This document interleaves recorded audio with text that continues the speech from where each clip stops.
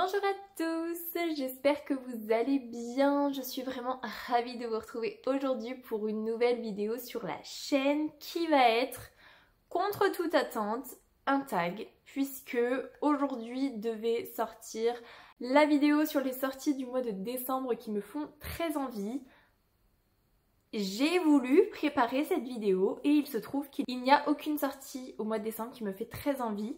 Donc je me retrouve un petit peu le bec dans l'eau comme on dit, sans vidéo, puisque comme je galère un petit peu niveau lecture à avancer, je n'ai plus de lecture à vous présenter parce que même Dark Skies, je ne l'ai toujours pas fini et même quand je l'aurai terminé, il faut que je lise un deuxième livre pour pouvoir vous faire un update lecture. Donc autant vous dire que c'est compliqué.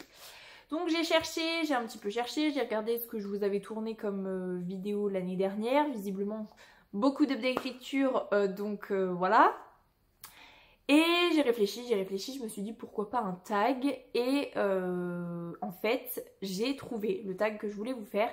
Je vous l'ai fait il y a 3 ans, puisque je l'avais posté en décembre 2021.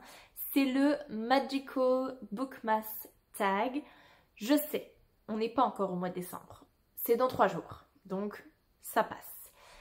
Je sais qu'il fait entre 13 et 15 degrés en ce moment. En tout cas chez moi, même s'il fait pas très beau, et encore, hein, Charente, tout ça, il fait au moins beau une fois dans la journée. Là, il a déjà fait beau aujourd'hui, donc voilà.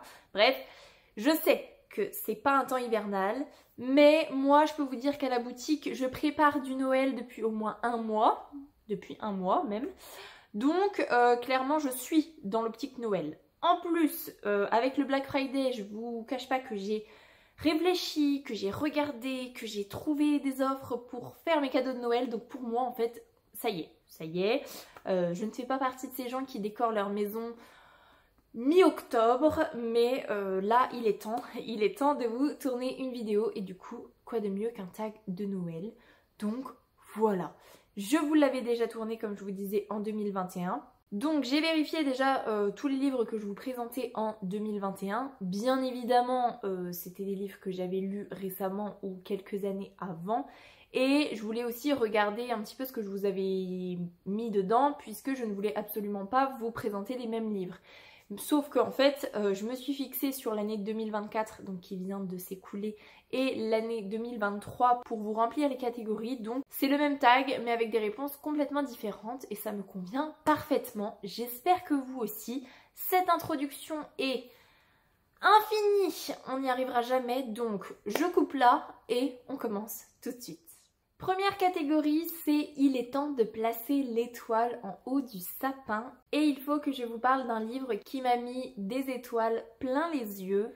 Et là, c'est celui qui m'est venu en tête directement. J'ai quand même regardé dans ma liste de 2024 et de 2023, mais celui qui ressort, c'est La maison au milieu de la mer céruléenne de T.J. Klune aux éditions de Saxius, que j'ai lu cet été, donc en 2024, et je vous le remontre quand même parce que le jaspage est incroyable, hein, on va pas se mentir. Coup de cœur monumental, et vraiment quand je repense à un livre où j'en avais des étoiles plein les yeux, c'est celui-ci qui ressort. J'ai rigolé, j'ai pleuré, j'ai vécu avec les personnages. Ça a été un déchirement de les laisser, et je sais pas, en fait, il y a vraiment un petit côté dans ce foyer, hein. C'est pas vraiment un orphelinat, puisque un orphelinat, comme ils le disent vraiment bien à l'intérieur, ça sous-entend que les enfants puissent être adoptés, sauf que là, en l'occurrence, ce n'est pas le cas. Et ce foyer, il est merveilleux en fait. Il a l'air monstrueux comme ça, et en fait, il est merveilleux. Et c'est vraiment des étoiles dans les yeux. Franchement, je ne peux que vous le reconseiller une nouvelle fois, parce qu'on a envie d'être avec les enfants, on a envie d'être avec Linus, on a envie d'être avec tous ces personnages, de savoir où on va arriver, de savoir si on va s'en sortir, de savoir juste de profiter en fait avec eux. Et c'est pour ça que je le mets dans cette catégorie, et pour moi, il y va parfaitement. Deuxième catégorie, c'est le champagne coule à flot, et là il faut que je vous parle d'un livre frais et pétillant. En fait, c'est le mot pétillant qui m'a fait tilter tout de suite. J'en ai lu j'ai lu d'ailleurs le dernier de la saga en 2024 et j'en avais lu 2 en 2023. Et c'est la saga Charlie Davidson de Darinda Jones. Là, je vous ai pris le tome 11, mais n'importe quel tome pouvait aller. Je vous ai quand même pas mis le 13 parce que c'est la fin, parce que j'ai un petit peu plus pleuré. Et je me suis dit, bon voilà, le tome 11, je l'ai lu en 2023. Et il est pétillant parce que Charlie, c'est vraiment un personnage haut en couleur, qui est drôle, qui est pétillante, qui est décalée, qui a son humour bien à elle. Et franchement, c'est un petit bonbon quand on lit un Charlie Davidson. Ça restera une de mes sagas de Beat Lit préférées parce que je sais que quand je lis un tome de Charlie, je vais passer un excellent moment, je vais rigoler avec les personnages. Ça va être vraiment un petit bonbon et je vous conseille cette saga de Beat Lit chaudement parce que il y a beaucoup de choses qu'on n'a pas l'habitude de voir. On retrouve les côtés de la Beat Lit qu'on peut connaître sur certains aspects, mais il y a des petites choses qui sont quand même nouvelles. On a une mythologie entre guillemets qui est quand même pas mal développée et qui va se développer au fur et à mesure des tomes. Donc je vous conseille cette saga chaudement et pour ma part je suis un petit peu triste de l'avoir terminée. Mais c'était franchement une trop belle aventure aux côtés de Charlie et je la referai avec plaisir. Troisième catégorie, c'est les toasts de foie gras sont prêts à être dégustés. Et là, il faut que je vous parle d'un livre qui m'a gavée. Là, c'est pareil, ça a fait tilt aussi. C'est un livre que j'ai lu en 2024. C'est Everything You Want de Morgan B. Cale. Donc celui-ci, je l'ai lu en entier. Le tome 2, Everything You Need, je l'ai abandonné même pas à la moitié, il me semble. Là, vraiment, ça m'a gavée parce que les personnages, en fait, les réactions des personnages, ça a été vraiment dur de suivre ce personnage masculin détestable au possible. Ça a été dur de suivre cette jeune femme qui, même si elle voit les choses venir, elle va s'engluer là-dedans et je suis trop vieille. Voilà, c'est ce que je vous avais dit en update lecture, je suis trop vieille pour ce genre d'histoire. Donc ça m'a vraiment gavée parce que il y avait un petit côté lecture facile et assez rapide à lire, mais pour autant, c'est vraiment les personnages qui m'ont gavée, hein, clairement. Ça a été une épreuve de... J'ai eu envie, en fait, je me suis fait influencer et à la base, 3 fois je l'ai vu passer, 3 fois je me suis dit c'est pas un livre fait pour moi et j'aurais dû m'écouter. C'est comme quand on est gavé à un repas, on sait quand c'est la bouchée de trop. Et ben là, je savais que c'était le livre de trop et pourtant... je me suis quand même lancée dedans. Et voilà, je commence quand même à bien connaître mes goûts et à ne plus être trop déçue de quelque chose que je pensais que j'allais adorer. Là, je pensais pas du tout que j'allais adorer, mais je ne pensais pas que j'allais détester. Détester. Au point de l'abandonner, on va dire. Donc voilà, j'ai celle-ci, clairement, c'est une duologie qui m'a gavée. Donc voilà, on passe à la suite. Quatrième catégorie, c'est les escargots crépitent dans le four. Et là, il faut que je vous parle d'un livre qui ne fait pas l'unanimité. Et là, en fait, j'ai pensé à un livre que j'ai lu en 2023, du coup, que j'ai même lu quand j'étais encore dans le Grand Est. Donc c'était plutôt première partie de 2023. Et là, je sais pas pourquoi je vous l'ai mis, celui-ci, parce que je pense qu'il ne fait pas l'unanimité. Ça, c'est sûr. Et en plus, il ne fait pas l'unanimité pour moi. Je ne sais pas si vous allez deviner de quel livre je vais vous parler, mais c'est Ici et seulement ici de Christelle Dabos. Je n'ai toujours pas décidé, plus d'1 an après, si j'ai aimé ou pas. Ce qui est sûr, c'est que ça me laissera un souvenir. Une sensation. Ça me laisse plus une sensation qu'un souvenir en fait. Et cette sensation de lecture, je ne l'ai jamais vécue dans un autre roman. Et je ne sais toujours pas à l'heure actuelle ce que j'ai pensé de ce roman. Mais voilà, en fait je trouvais qu'il allait bien dans cette catégorie parce que même moi, bah, il fait pas l'unanimité parce que je suis dans le flou, toujours dans le flou. Et je sais que les fans de La Passe Miroir, ce que je suis, hein, clairement, ont lu ici et seulement ici. Il y en a certains qui ont été complètement désappointés, ce qui a été mon cas.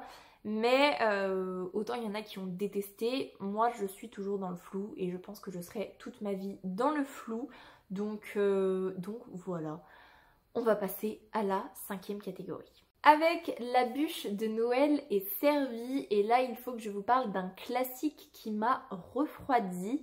Alors là je vais vous parler d'un classique, d'ailleurs quasiment du seul classique que j'ai lu en 2023 et en 2024 en fait, les 2 années confondues. Et c'est pas tant que ça m'a refroidi au niveau du livre en lui-même, ça m'a refroidi au niveau de l'auteur, puisqu'il s'agit de L'Auberge de la Jamaïque de Daphné du Maurier. Je voulais tester Daphné du Maurier, c'était le plus petit que j'avais dans ma pile à lire et c'était un moment où je me disais je suis, je crois, en train d'écouter un livre audio, de lire un livre papier et je voulais une 3e lecture et je me suis dit bon bah celui-là ça va aller très vite. Et bah, je me suis fait avoir en fait parce que je l'ai fait traîner très longtemps parce que bah ça m'a pas conquise du tout. Et le fait de ne pas avoir adhéré, et bah, ça m'a totalement refroidi pour lire des Daphné du Maurier. Alors que je sais qu'il y a énormément de monde qui adore l'écriture de Daphné du Maurier, qui adore ces histoires. Et là, moi, comme je me suis un peu retrouvée à pas trop savoir dans quoi je m'étais embarquée, dans une histoire qui ne me captivait pas, et ben voilà, je suis un peu refroidie en fait. Donc peut-être qu'un jour, dans une dizaine d'années, ça me paraît bien, je relirai du Daphné du Maurier, mais pour l'instant, ce n'est clairement pas prévu. 6e catégorie, c'est Les flocons volent dans le ciel, tu allumes la cheminée. Et là, il faut que je vous parle d'un livre qui m'a réchauffé le cœur. Et là, en fait, celui qui m'est venu directement, en fait, c'est Mémoires de la forêt de Michael Brun-Arnaud, donc c'est le tome 2. C'est Les carnets de Cornelius Renard que j'ai lu, d'ailleurs mon hibou se fait la malle, que j'ai lu cet automne, bah, j'imagine puisque ça se passe en automne, donc je pense que je l'ai lu en automne. Ça veut dire que je l'ai lu il n'y a pas si longtemps. Bref.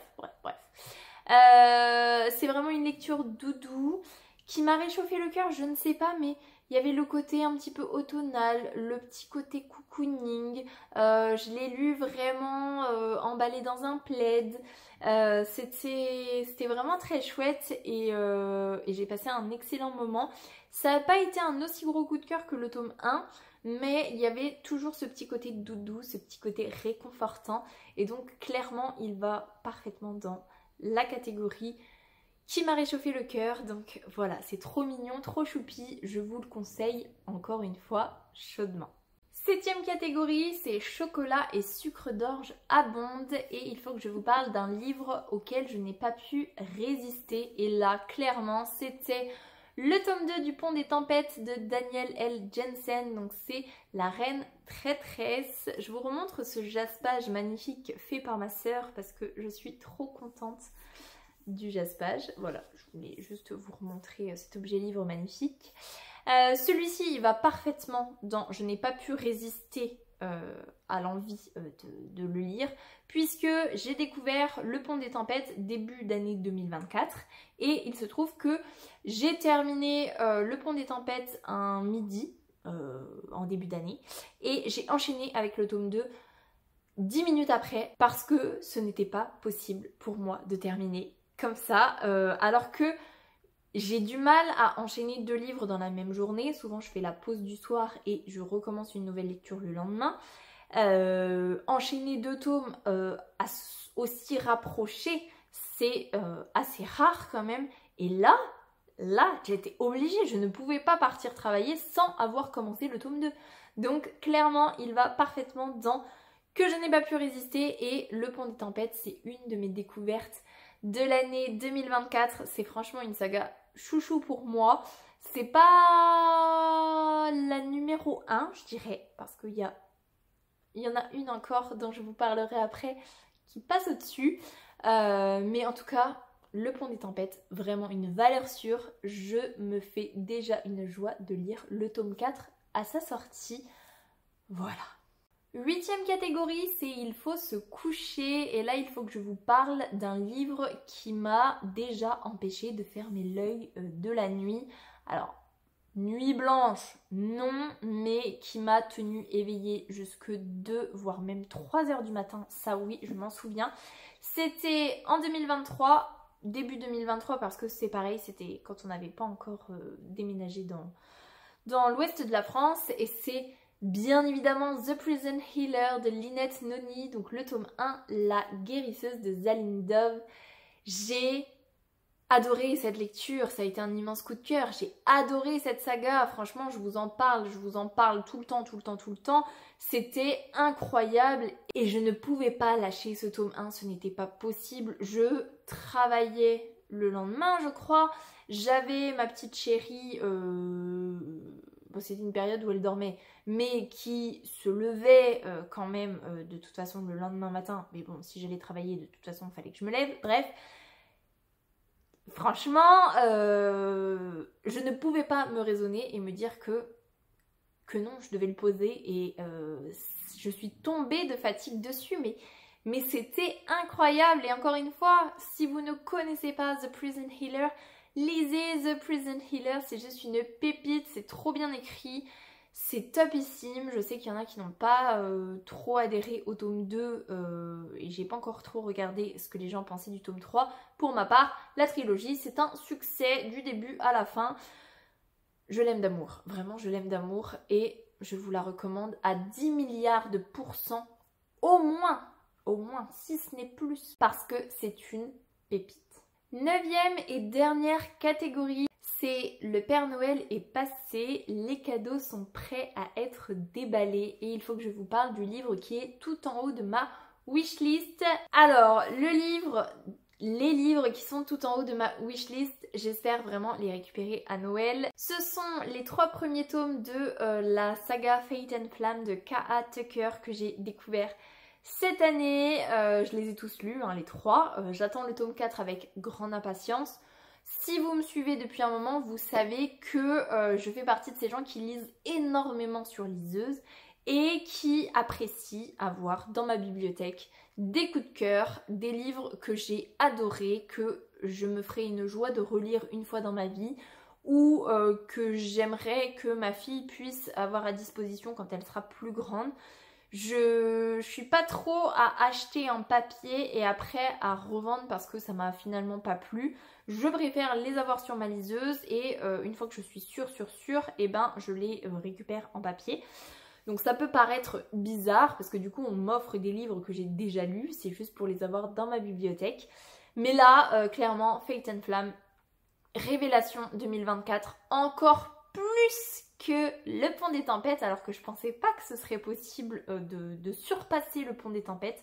Et ben si, c'est des énormes bricasses, mais quand je vois la bricasse, je suis heureuse de pouvoir passer chaque page avec ces personnages de folie dans cet univers incroyable, avec cette politique, avec ces créatures, avec cette magie, avec tout. Tout y est, il n'y a pas de temps mort. Pour moi en tout cas, je n'ai pas vu un seul temps mort entre le tome 1, le tome 2 et le tome 3.